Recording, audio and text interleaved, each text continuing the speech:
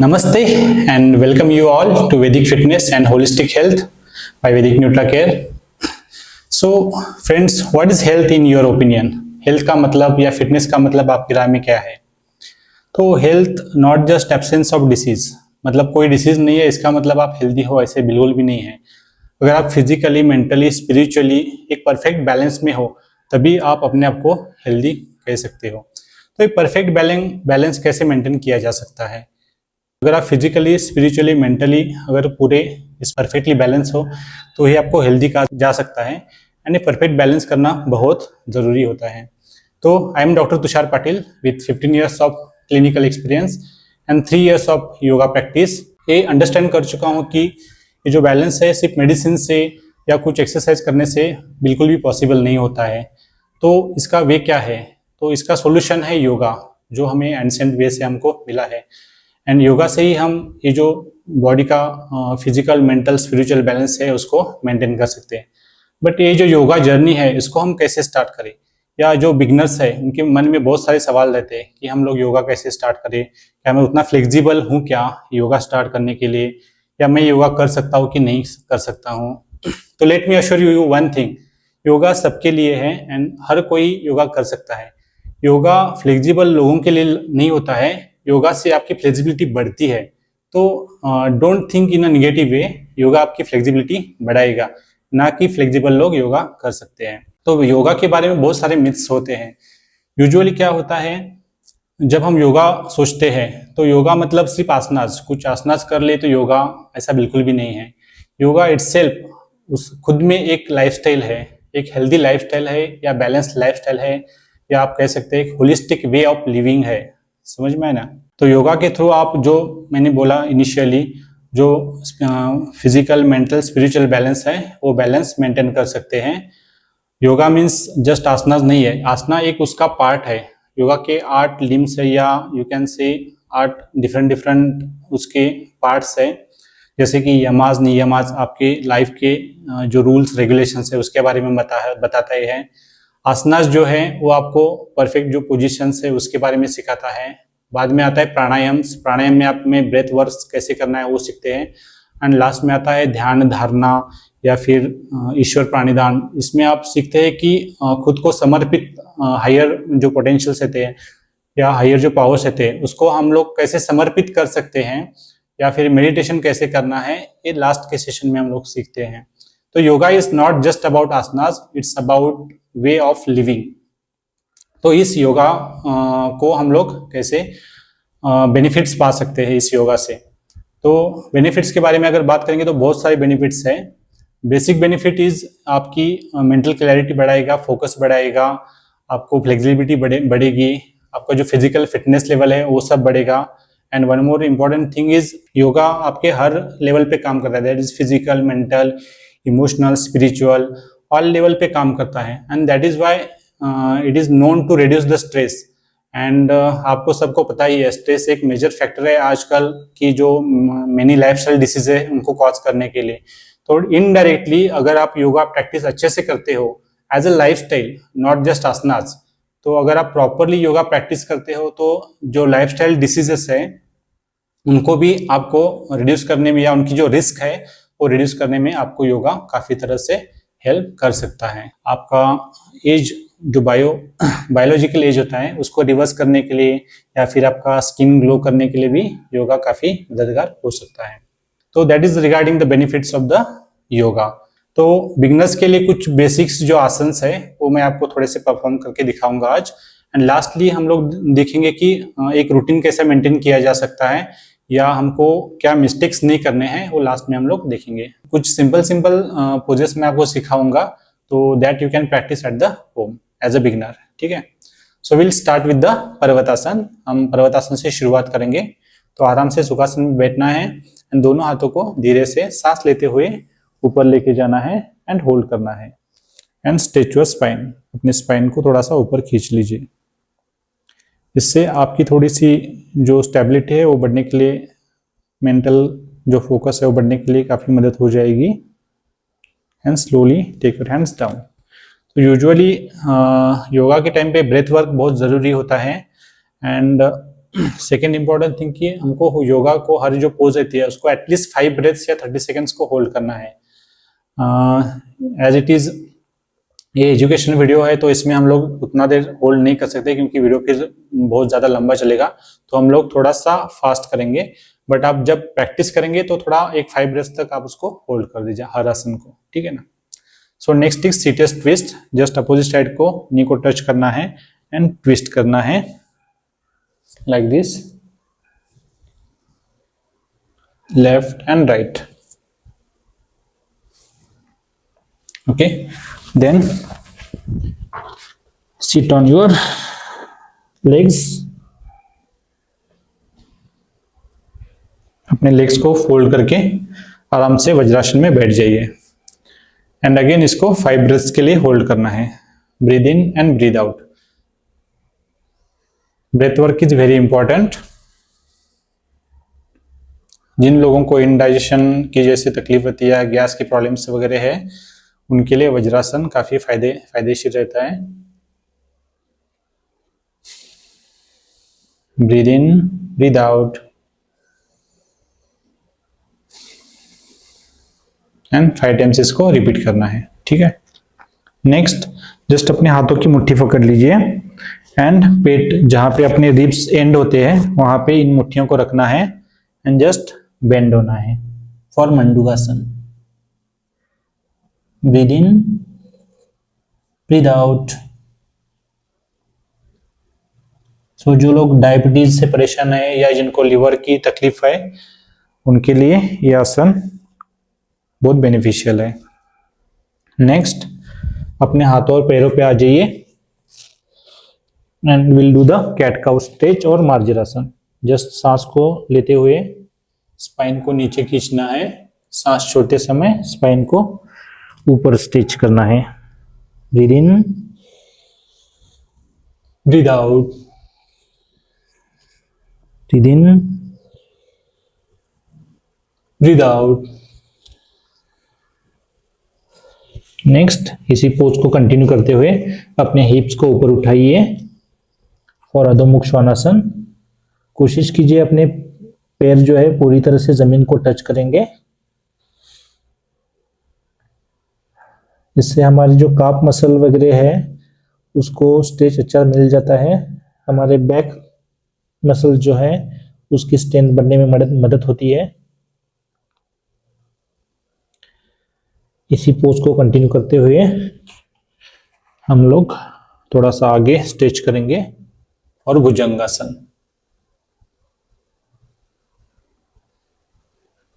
और smiling cobra pose. ये आपको डाइजेशन इंप्रूव करने में, आपका मेंटल फोकस बढ़ाने में मदद करेगी।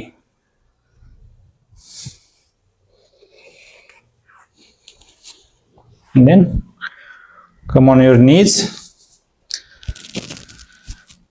एंड हाथों को स्लोली ऊपर से रोल करते हुए बैक को लेना है एंड अपने हील को टच करना है और camel pose. Continue breathing, long deep breathing continue करना है।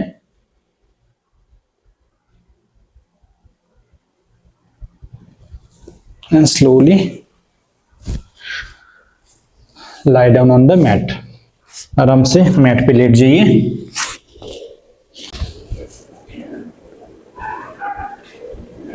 Next will do the Shalabhasana. Just अपने हाथों की मुट्ठी पकड़ के ग्रॉइन के नीचे रखना है एंड दोनों पैरों को ऊपर उठाना है एंड 5 ब्रेथ्स तक उसको होल्ड करना है।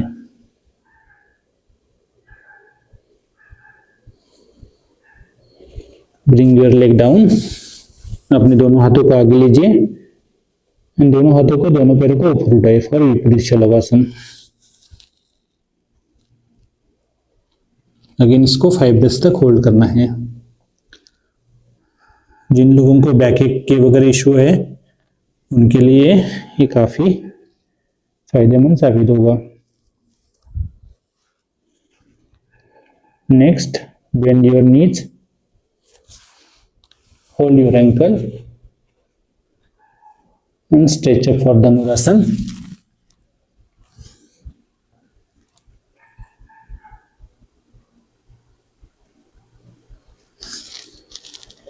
and come back.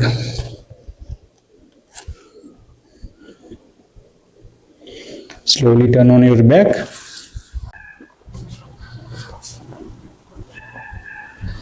नेक्स्ट अपने हाथों की मुट्ठी पकड़ के जस्ट ग्लूट्स के नीचे रखना है एंड दोनों पैरों को ऊपर उठाना है फॉर अर्धहलासन। ये आपकी कोर को प्लस बैक मसल को स्ट्रेंथन करेगा। Slowly take your legs down, हाथों को साइड में रखिए एंड अपने हिप्स को ऊपर उठाइए और सेतु बंधासन।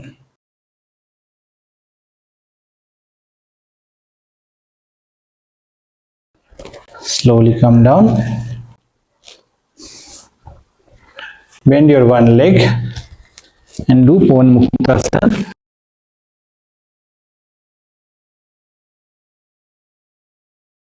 राइट लेग को स्ट्रेट छोड़ते हुए लेफ्ट लेग को होल्ड कीजिए एंड अपने नोज से टच करने की कोशिश कीजिए।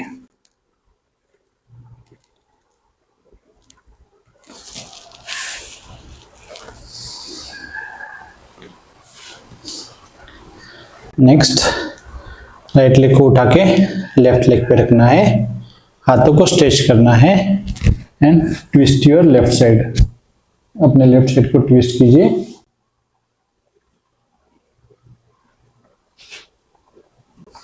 Slowly come back, left leg को राइट लेग पे रखिए and twist right side. Hold for 5 breaths.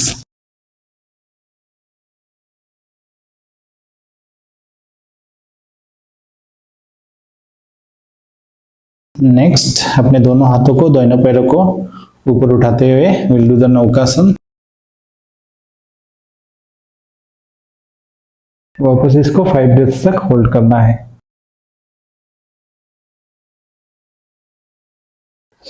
Lastly, lie down in Shavasana for 20 seconds. Continue long and deep breaths. लंबी गहरी सांसें लेते रहिए।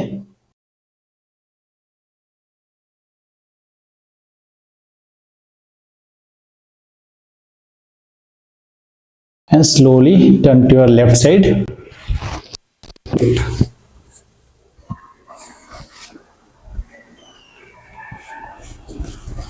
हमने जो अभी जो दिखाए हैं ये कॉमन पोजेस आप डेली प्रैक्टिस करते हैं। शुरुआत के लिए इतने पोजेस काफ़ी हैं एंड इसके बाद में अगर कुछ अच्छे पोजेस या अच्छा वर्कआउट सीखना है तो आप हमारी योगा सेशन को ज्वाइन कर सकते हैं, पूरे मतलब प्रॉपर थोड़ा सभी पोजेस सीखने के लिए।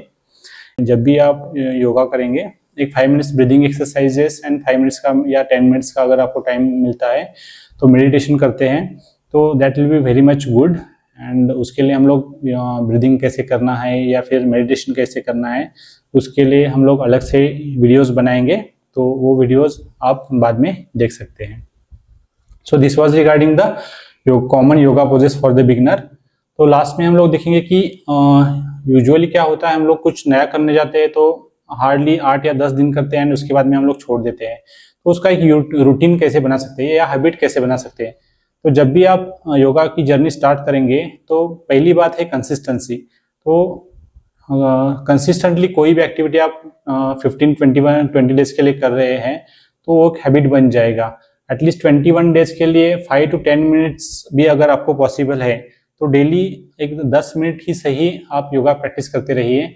एक सिंपल अभी जो मैंने दिखाया है उसमें कुछ आसनास एंड एक 5 मिनट्स का ब्रीदिंग भी अगर करते हैं तो दैट काफ़ी रहेगा। बट कंसिस्टेंसी बहुत ज़रूरी है एंड 21 डेज तक आप वो कंसिस्टेंसी मेंटेन रखिए, वो अपने आप एक हैबिट बन जाएगा। आप घर में कौन से भी एक शांत जगह चुनकर या किसी भी जगह पे आप योगा थोड़ा प्रैक्टिस कर सकते हैं। एंड उसी के साथ में इसको मतलब आप बूस्ट कैसे करेंगे, तो यूजुअली योगा प्रैक्टिस को या किसी भी एक्सरसाइज या किसी भी हैबिट को बूस्ट करने के लिए इम्पोर्टेंट है एक अच्छी कम्युनिटी होना, जहाँ पे आप ज्वाइन करने के बाद आपको लगना चाहिए कि सब लोग उस तरह के हैबिट फॉलो कर रहे हैं। तो ऐसी कम्युनिटी ज्वाइन करने से क्या होता है, आप अपने आप को एक अच्छे हैबिट में इंकलकेट कर सकते हैं। साथ ही में आप जब भी अपने रिलेटिव से, रिश्तेदार से, फ्रेंड से मिलेंगे तो आप योगा सेशंस के बारे में या योगा के बेनिफिट्स के बारे में या आपको क्या बेनिफिट्स मिले उस बेनिफिट्स के बारे में अगर उनके साथ डिस्कस करते हैं, that activity also boost your practice. तो ये छोटी छोटी चीजें अगर आप करेंगे तो आप अपनी जो रेगुलरिटी है वो मेंटेन करने के लिए या रूटीन जो है वो बिल्ड करने के लिए आपको मदद हो जाएगी। सो मोस्ट इम्पॉर्टेंट थिंग है आपके रूटीन को या आपको हैबिट बनाने में योगा का है वो है कंसिस्टेंसी। तो कंसिस्टेंटली इसको करते रहिए, लोगों के साथ डिस्कस करते रहिए एंड एक अच्छे कम्युनिटी को आप ज्वाइन कर सकते हैं। चाहे तो आप हमारी जो फिटनेस कम्युनिटी है या होलिस्टिक हेल्थ कम्युनिटी है उसको भी ज्वाइन कर सकते हैं। लास्टली है कुछ मिस्टेक्स जो रहते हैं, कॉमनली कुछ मिस्टेक्स रहते हैं योगा के टाइम में हम लोग करते हैं, वो मिस्टेक्स क्या क्या है एंड उसको कैसे अवॉइड करना है। तो बेसिकली योगा एक, जैसे मैंने इनिशियली बोला कि योगा एक लाइफस्टाइल है एंड इसको पूरे दिल से दिमाग से करना चाहिए। जस्ट हम लोग मेंटली कहीं और है एंड फिजिकली जस्ट हम लोग योगा के कुछ आसनास कर रहे हैं, that is not at all the yoga. Okay, तो योगा बिल्कुल भी नहीं है और उससे आपको फायदा बिल्कुल भी नहीं होगा। तो जब भी आप योगा या आसनास प्रैक्टिस कर रहे हैं तो पूरे दिल और दिमाग से वो आसनास को परफॉर्म कीजिए, with your mind body spirit से उस आसना को प्रैक्टिस कीजिए। प्लस साथ ही में जैसे मैंने बोला उसके जो यमाज है, कुछ नियम है, कुछ रूल्स रेगुलेशंस है, उसको अगर आप फॉलो करते हैं, जो पूरा योगिक फिलॉसफी है उसको आप फॉलो करते हैं तो आपको डेफिनेटली उसके सारे बेनिफिट्स मिल जाएंगे। नेक्स्ट इज जब हम शुरुआत करते हैं तो हम अपने आप को कंपेयर करने लगते हैं कि ये इतना अच्छा कर रहा है, वो इतना अच्छा कर रहा है, मैं नहीं कर पा रहा हूँ। तो ये जो कंपैरिजन है, कंपैरिजन बिल्कुल भी नहीं करना है या किसी भी पोज को ओवरडू नहीं करना है। तान के खींच के करने की कोई जरूरत नहीं है, इससे आपको इंजुरी होने वाली है। And one more thing is, जब भी आप योगा प्रैक्टिस करेंगे थोड़ा सा इनिशियली वार्म अप करके ही आप योगा स्टार्ट कीजिए ताकि आपको कुछ इंजुरीज वगैरह बचने से मदद हो जाएगी।